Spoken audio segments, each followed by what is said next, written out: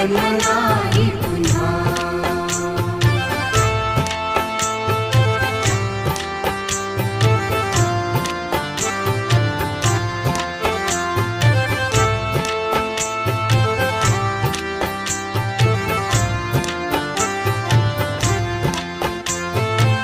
हा जन्म आहे सद्गुरु कृपेचा, हा जन्म आहे सद्गुरु कृपेचा, हा जन्म आहे सद्गुरु कृपेचा। हरि ओम स्वामी समर्थ म्हणा,